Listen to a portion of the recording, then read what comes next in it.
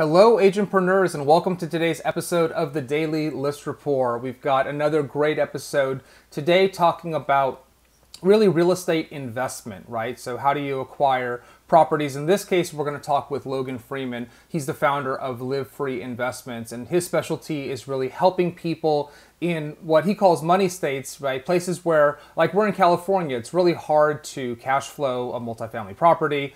Everything is just so expensive, and people like me look for opportunities in other states where the investment profile is more attractive, and he specializes in really helping out-of-state investors acquire these properties, and he's going to talk a little bit more about that. While we're here, I've got a couple things I want to bring up. First one is his website, livefreeinvestments.com. You can learn more about his company and what he's up to and how he can help on the brokerage side, equity syndications, et cetera, et cetera. He's also got a YouTube channel, so I'm pulling that up. He's got a few videos here if you want to check him out on YouTube. All of his links, of course, are below. And then, of course, on Instagram at livefreeinvestments. Again, links below. So definitely check him out there.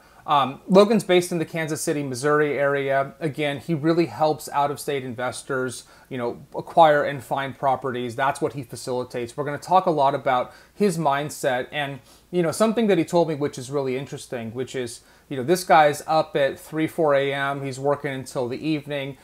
There's no more hours in the day, right? So how do you get efficient about your time? And so he's actually spending a lot of time learning about different principles and playbooks, and he's coming up with his own playbook, as we talk about a lot on this show, which is you can learn a lot from other people, but ultimately you want to distill that down into something that is going to work for you. So I'm going to bring him on the show right now. Of course, I always forget this because I'm a terrible YouTuber. While you're here, please consider subscribing to our channel. Click that little bell so you're notified of all future episodes and you don't miss great conversations like this one. So without further ado, Logan, welcome to the show. Hey, Randy, thanks for having me. I'm excited to be here. Really excited to have you. This is an area of personal interest for me, and you know this as well as I do. A lot of real estate agents are real estate investors, right? It kind of comes with the territory. In fact, I know a fair number of real estate agents who actually got their license because they were investors first, and they wanted to save a few bucks on the commission, which is super smart. So, Logan, why don't we start here? I love it when my guests take a chance to just introduce themselves. I want all of our agentpreneurs out there to get to know who Logan is. So why don't we start there? Yeah, well, thanks for having me on. And I grew up in a small city, Jefferson City, which is the capital of Missouri.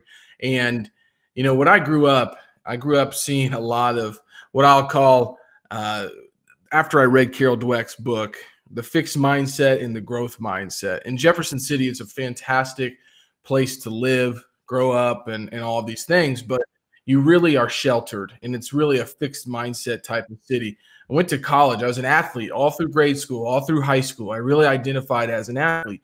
And even into college, I played collegiate football at a Division II school right outside of Kansas City, Missouri. Kansas City, is really a very liberal city in the state of Missouri. When you think about Kansas City and St. Louis, they're basically polar opposites. St. Louis is very, very Midwestern and, I would say blue collar. Kansas City is about the opposite. There's a lot of tech here. There's a lot of, bigger companies in Kansas City. So when I started visiting Kansas City, my worldview started to be opened up, and I really enjoyed that. And so really, growing up, I was an athlete, and at college, I was really able to find my stride. And what I'll say that is I was able to focus.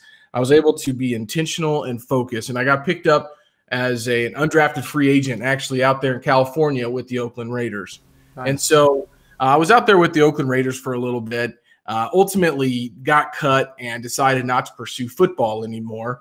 I went back to school to finish my master's program, lost 120 pounds in 6 months, had a full-time job to pay for school. And I turned my car into what I call the classroom on wheels. And that's really when I started to dive back into my faith, but also into personal and professional development. And after I graduated, the day that I graduated, I had my dad come up, try to help me out with, moving out. And, unfortunately, my dad had battled drugs and alcohol his whole life, and everything was coming to a head. I actually just in this big bookshelf here, I just rummaged across a journal of his I've never seen before. My daughter got it out and threw it on the ground, and there was writings from my dad that I had never read before. And I got to get into my father's brain after I took him to rehab. But long story short, 21 days later, after I saw my dad had died. He was 56 years old, 6'3", 250 strapping Native American, grew up on the farm. So, I mean, could hit a baseball, as far as you could imagine, dunk a basketball, and 21 days he was gone. So you can imagine in 6 months, I was cut from the NFL. I lost 120 pounds and I lost my father. So I had a little bit of identity crisis or identity shift that I needed to make. And that's when I really started to dive back into personal professional development. And that's where I got turned on to real estate. That's an amazing story, Logan. I appreciate you sharing that. Yeah, of course.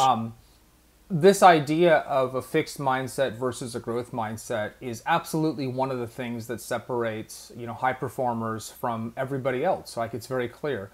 And what's interesting is that you said it sort of took a move out of kind of the small town to see that. And, my parallel just in my own life, Logan, is I had an opportunity very early in my career to move to Hong Kong. And so I left Orange County, California, and I went to Hong Kong. And that started the first wave of my career in Hong Kong, Shanghai, Tokyo, Beijing, right? And talk about making the world feel real small, right? When you do that, when you get out, it's transformational. And so what I'm curious to hear, because I know you're a very well-read guy, right? I want your perspective on this, is when you're talking to, let's say you're talking to an agent today, one of our agents out there right now who's listening, and this is resonating with them, and they're like, that's it. I didn't have a word for it, but I have a fixed mindset.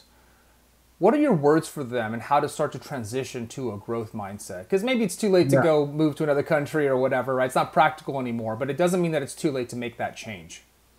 Yeah. I mean, it's really easy, really. I mean, when you think about things, it's not focusing and fixating on the end result. It's focusing on the process to get there. Look, we can't control everything that happens in life. What we can control is our own actions and the own decisions that we make. And so really, it's really important for people to understand the fact that they cannot control the outcomes of things. And when you let go of that, when you let go of getting your self-worth from validation of achievements, is the day that you can really start to open up the perspective of the growth mindset. And Wayne Dyer said it like this: you have to be open to everything and attached to nothing. And so what I would tell an agent that's listening to this is, hey, my first year in real estate in Missouri, I did 120 transactions. These were all single family homes, and it was $12 million my first year. I had no real estate experience. I had nothing, but I sat down, I wrote a goal, and I said, okay, that's the goal I want to get to. What's the recipe for success? And then I went and researched. I said, surely it's been done before. And yes, it has always been done before. So when you think about your big, hairy, audacious goal, set that goal and then go find somebody who has done it before and then try to see if you can, dissect what that recipe for success was that they had. I think the biggest thing is a limiting factors that people have in their own brains is you think that you can't do something because you've never done it before, but somebody else has. And you start to see the people on Instagram and on social media that are hitting it big. And when you actually talk to those people, I've talked to most of them. I've been on Grant Cardone's show. I've talked to him. I've talked to his buddy, Jared Glant. They're regular people just setting bigger goals and thinking bigger. And so really, when I started to see that come to fruition I said, okay, I was 335 pounds at the NFL Combine. And when I said I want to lose 120 pounds, in 6 months, people looked at me like I was crazy. I said, well, what do I need to do? Well, I researched it. I figured out that I was putting bad things into my body, that I needed to be in a calorie deficit. Well, how do you get there? You stop eating like a jerk, drink more water, and work out. And you stick to it. And when you plateau, you figure something else out. So it's a limiting factor, I think, a limiting belief in our mind that we don't allow ourselves to go to that big, hairy, audacious goal. But if you can, be open to everything but attached to nothing, that's when you really start to understand that growth mindset piece. I think it's really great advice, Logan. It's really great advice. And it's something that I know a lot of people struggle with. And, you said it well. I think you said it's actually kind of simple. And I had a guest on when I first started this show. We've been doing this show for about 6 or 7 months, so not that long. I'm going to have to look this up and we'll link to this below. But, he said something very similar, which is, he looked at some award, let's say, some real estate award from his company. And he's like, someone's got to win it. Why can't that be me? Right? It's a real simple shift. Yeah. And then he set a goal. And what he did was he actually printed out some like fake version of that award and he put it on his wall as if he had already won it. Right? He had set that goal, and it was a BHAG, it was a whatever you want to call it. Right? But that's what pushes us. And the point that he made, I'm curious to get you to react to this, Logan. I remember this distinctly.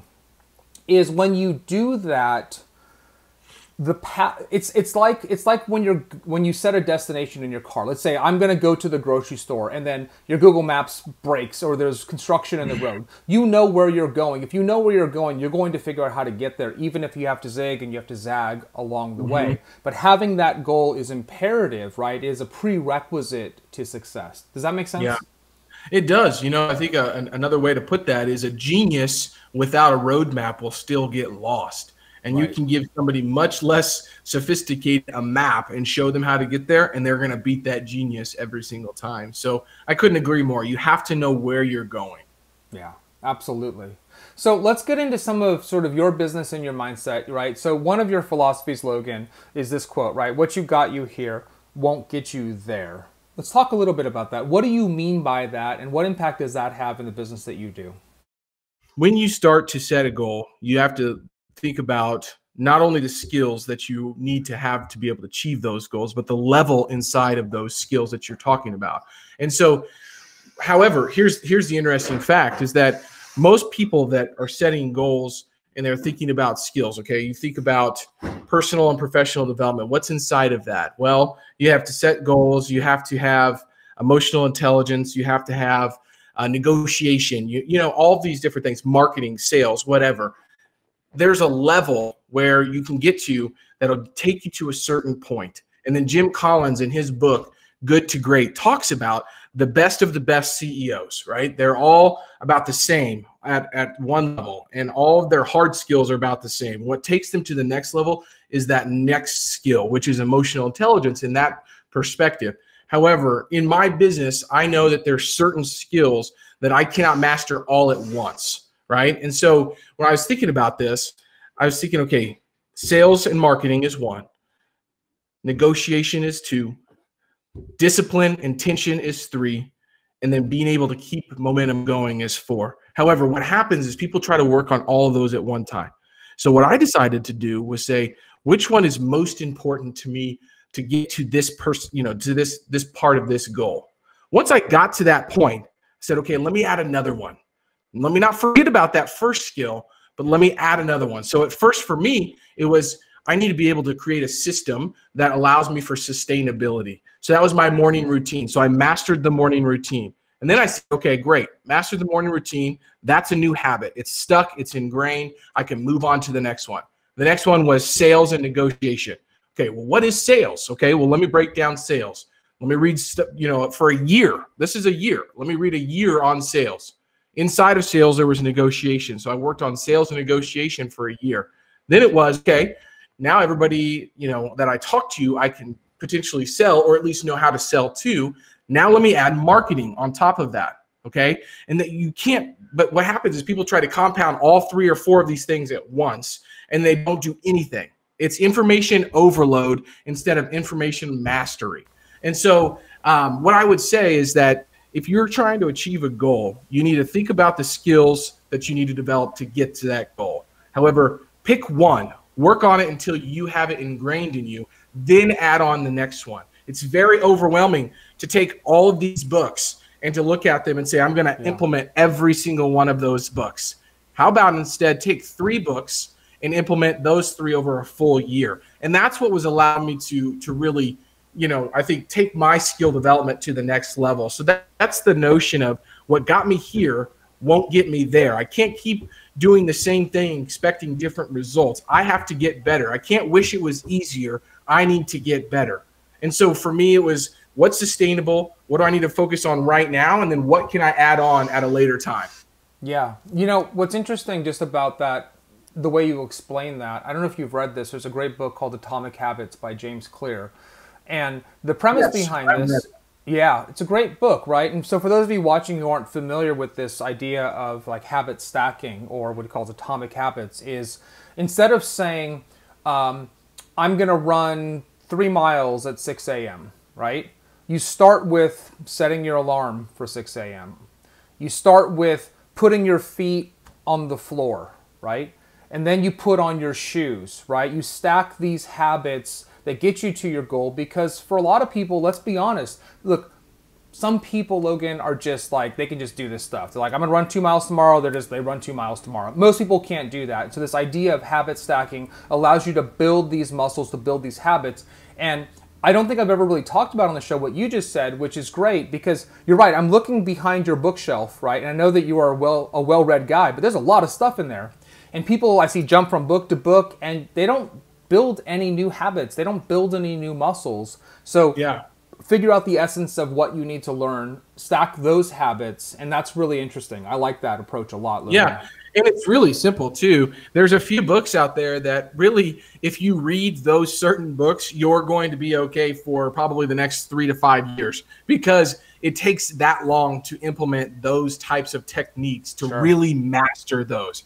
You don't, I mean, it's fun to go buy new books and then to like open them and like look at them on your shelf. But what's even better is when those books put dollars into your bank accounts. And so there's plenty of book lists out there. I don't need to name some of these books, but think about where you're at in your journey. If it's setting goals, there's books around that. If it's losing weight, there's books around that. I mean, ultimately, Randy, we all know what we need to do to be better people and better humans. It's what message is going to inspire, not motivate, but inspire us in spirit to continue that process. And that's why you can see the same, in personal development, there's 3,000 books released every single year, I'm sure, on personal development. But it's the same message over and over again. Find somebody that resonates with you and go deep, less wide and more deep. That's my advice on that front. I think that's really smart.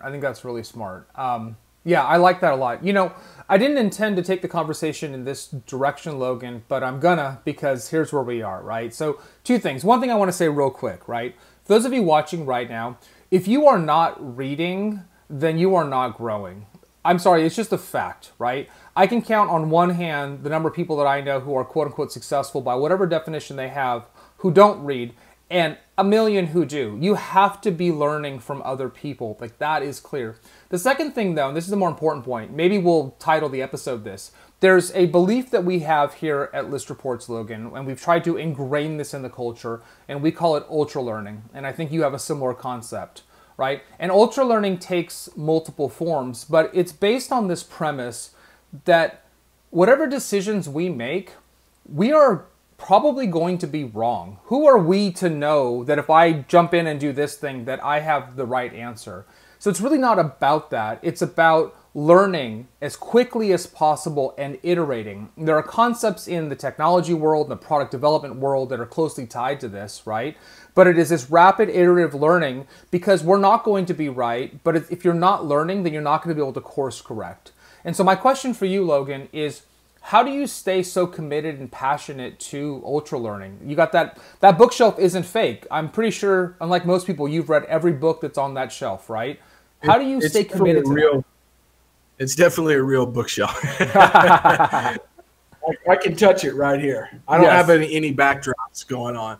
So I get asked this question a lot. And what I would say, for the last 7 years, the one thing that has allowed me to lose 120 pounds, keep that weight off, do $100 million in real estate, be fired from my job, start 2 new businesses is this. It's what I call Renaissance time, or my morning routine. You might hear it, that the miracle morning, you might hear all of these things, but there's really 4 things that have to happen for me every single day before I can really feel like I am able to be the best version of myself. And meditation and prayer is the first one. Sitting in solitude is the second one. You have to be able to be in silence. And I know that's a weird thing to say in today's day and age, but we are getting hit with over 3,000 marketing messages per day. And that might be just on the TV. If you watch TV, there's other mediums coming at you. Literally, you have to get some space away from that. You also need to be journaling and writing. Yes, you need to consume content, new ideas, fresh ideas, but you are uniquely wonderful and important and very special yourself. And you have great ideas inside of there, even if you don't believe it, but you have to let them come out. And the only way to do that is to get all the crappy ones out first, and then you'll start to see that there's amazing content inside of you, fresh ideas, things that are going to inspire you that you can share with people. So making the shift from consumer to producer during the Renaissance time of meditation, solitude, and writing has not only changed my life, it's changed my business, because then you become, you know, we're all in the real estate business, right? You become less of a commodity. And if you're less of a commodity and a commoditized business, then those are the folks who are setting themselves apart from the rest of the crowd. So to answer your question, though, it's having an extremely strong and affirming why. I write out my affirmation every single morning. It takes me 7 minutes of constant writing. It's so long now. But if I write that down in my journal, I'll show you guys it right here. Here's the journal. At the bottom where my left hand is here is my affirmation. I write that down every single day. And if I write that affirmation down, I am moved to action. Again, I'll use that word. I am inspired in spirit to take action. But you have to write that thing down. You have to create that why. Simon Sinek wrote the book Why. Go read that book. Great but book. Then you figure out what your why is. I have it posted everywhere. I have it on my backgrounds of all 5 of my monitors. I have it on my phone. I have it on my notes, anywhere that I feel. And if I ever feel a little bit lazy, all I have to do is pop out that why. Look at, I don't know if you guys can see, but there's my little daughter right there. Yeah. I have a son now too, and I have a beautiful wife. And those are people that are in my why. That why motivates me to be the best version of myself so I can create legacy. And so you have to be able to figure out what that why is for you. And do not feel bad if that why includes a monetary figure. That's right. Okay? Money does not make you evil. The love of money makes you evil. Money makes you more of what you already are. And if you're becoming a better person, you're going to impact the world in a better way. So I would just say the thing that has created my ability to stay focused and determined and wake up between 3 and 4 a.m. the last 7 years of my life is because I have a motivating and affirming why that I write down every single day. I love that. You know, I'll be honest with you, Logan, you know, this conversation went in a different direction than I imagined coming into it. And this is the important stuff. And so I'm honored to have met you, and I appreciate you sharing this, because these are the things that everybody listening right now needs to be focused on. You said something about how you start your day, Logan, and it reminds me, I recently had a conversation, Camille Rose back on the show. Camille is a peak performance coach. She's just an amazing woman. She's a woman of faith as well. She's just a great person. And she talked about the 3 B's when she wakes up. And she described it as brain, body, and business. And a lot of it ties back to what you just said, right? And the brain could be prayer, it could be meditation, it could be some quiet time. The body is obvious, right? Some level of maybe physical exercise or workout. And the business wasn't, okay, then get to work. The business was about this concept of working on your business as opposed to in your business. So when you talk, Logan, about the books that you've read or the things that you're trying to learn, that's what I think about is that 3rd B, the business piece of it, is how do you work on your business? And that could be defining your why or whatever. You know, a big piece of the Renaissance time, it's Renaissance because that's, you know, way back when, right? I mean, Renaissance time is a long time ago. Is one of the 2 of the aspects of Renaissance time is no social media or phone for the Renaissance time. And 2, read something pre-Gutenberg before the printing press was invented. If it has lasted, like Stoicism, like the Bible, Marcus Aurelius, Epictetus, Seneca, if it has lasted all the way from then, that means those ideas and concepts were the best of the best. Read something pre-20th century, pre-Gutenberg, and then do not get on your phone, check your email, your text messages, all of these different things. I guarantee you cannot do it for 10 days. I guarantee it. But if you can at least try, you will start to see, oh my gosh, my mind is so much different than if I checked my phone and got on my Twitter and my Facebook and everything right before I woke up. Like when you check your email, you cannot allow people in your business, especially clients in the business that we live in and work in, you cannot allow them to put their finger on you the first thing in the morning. You have to own your space. You cannot own your space if you're checking your email, having all of these other influences come in. And you can say that you can look at an email and it doesn't influence you, but studies show that's not true. So look at the science. So you have to be able to figure out, I need a different alarm clock that's not on my phone, or I need to be able to just set my alarm clock, click it off, get up and put it somewhere else. It's not easy to do. I still struggle to do it, and I've only been doing it, that one particularly, that technique, for 2 weeks, and it's very difficult.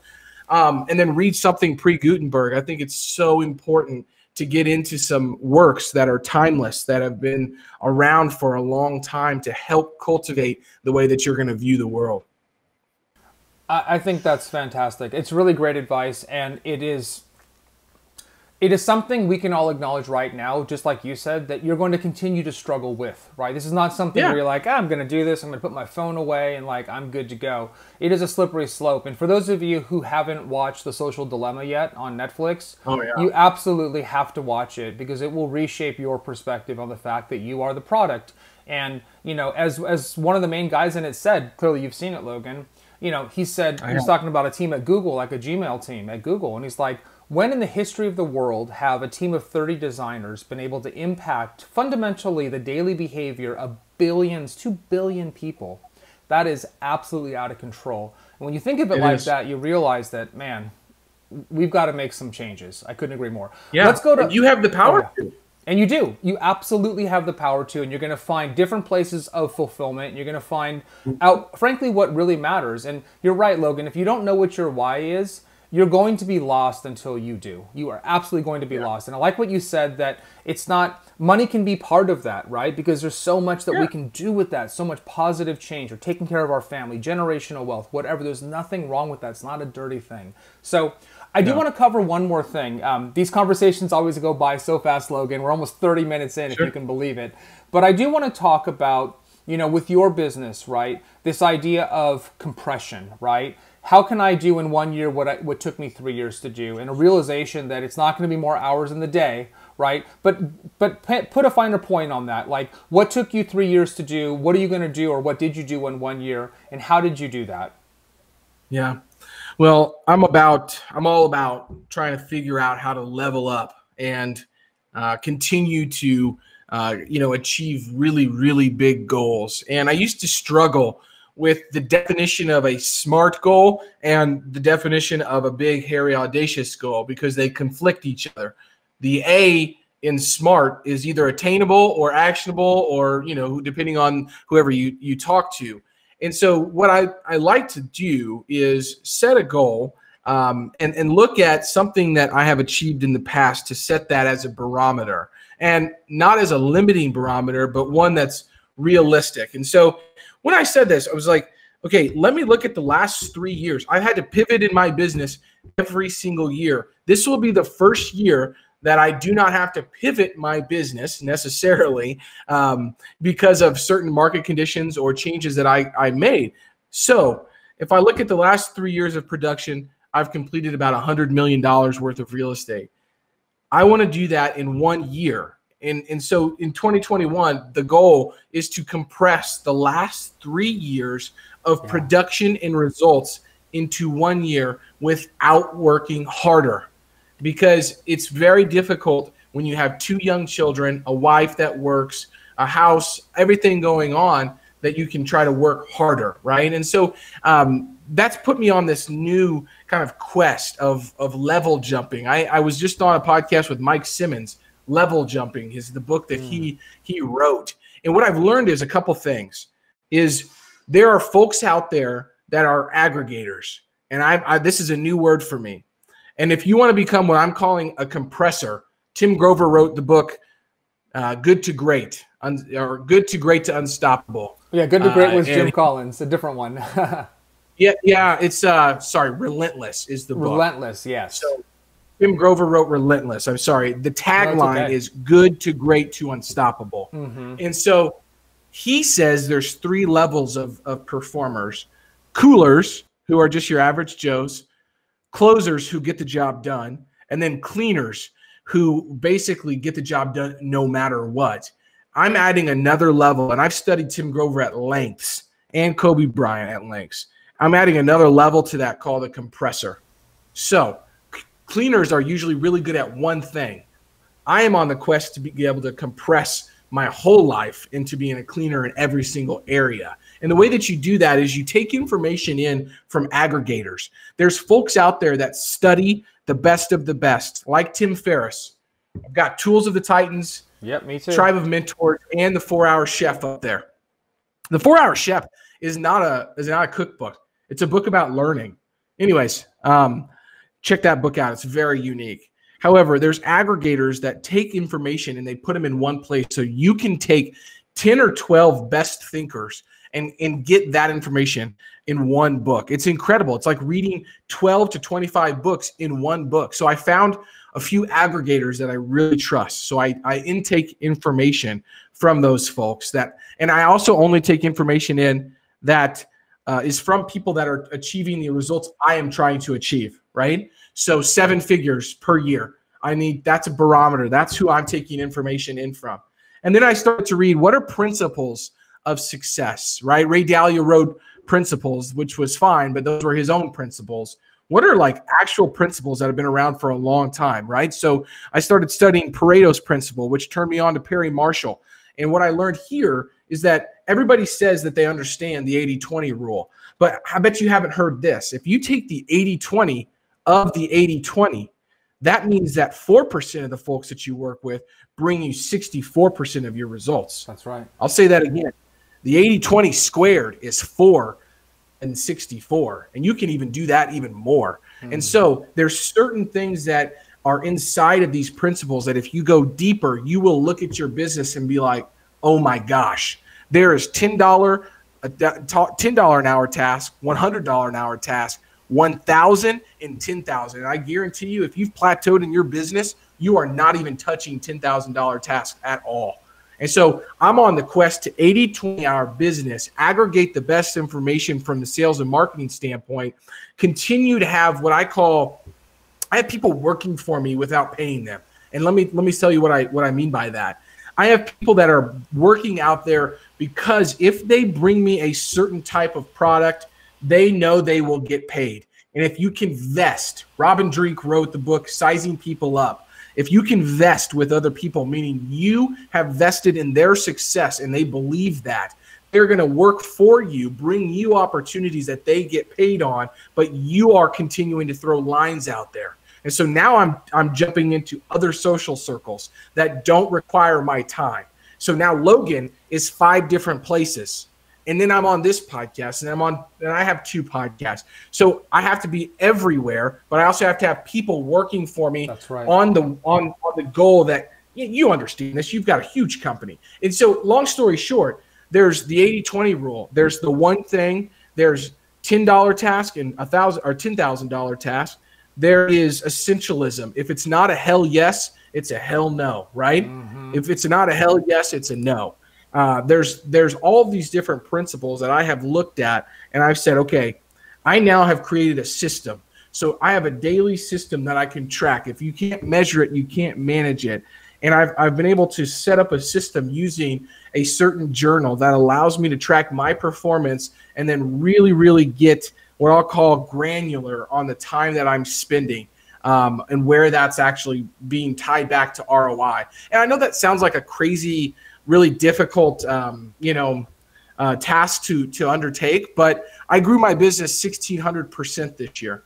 If I want to grow my business 1,600% again, that's 1,600% harder to do because I'm already at that other level, right? And so again, that's the whole mantra of what got me here is not going to take me there. So if I rely on the same things that I did last year, I will stay the same. But if I rely on new tactics, new opportunities, and allow myself to think bigger and really study and implement these things, I know I can take the next step. So that's about compressing in time. And then I haven't even talked about what I call the big momentum. That's a whole nother conversation. Well, I think after today's episode, Logan, I think we're gonna have you come back on and talk about the Big Mo. If you're good with that, let's definitely do that. I would love to do that. Yeah. That's awesome. Fantastic. Logan, this was tremendous. And I'm going to repeat this for everybody watching, right? Look at this. Top performers, day after day, come on here and they share their knowledge, right? Everything that Logan is talking about right now, we didn't talk about interest rates. We didn't even get into, like, how do you identify a property out of state? He's sitting here passionately sharing the things that he has learned, he has invested in, he believes in, because they work, right? This is great stuff. This was a great show, Logan. Thank you so much for taking the time to do this. We're definitely going to have you come back on and share with everybody watching right now all about the Big Mo. And that's a great, we'll probably call the episode the Big Mo. People will click on that one, won't they? Well, thanks for having me on, Randy. I really appreciate it. No, likewise, Logan. We're going to talk to you again real soon, okay? Sounds great. All right. Bye. All right. Well, there you have it. That was tremendous. And awesome. I feel like kindred spirit there for all of you watching right now, right? Logan believes in so many of the things that I hold near and dear to my heart, so many of the things that we've built into the company and the culture here at ListReports. And ultra learning is such a huge part of this. It's just tremendous. So make sure you check all the links below. You follow Logan in all the right places. Of course, make sure you subscribe to our channel as well while you're here. We're going to have him back on the show real soon here to talk about the Big Mo. Until tomorrow, be safe, be healthy, be happy, but understand your why, okay? Understand what your why is, because without that alignment, frankly, nothing else matters. We'll see you soon.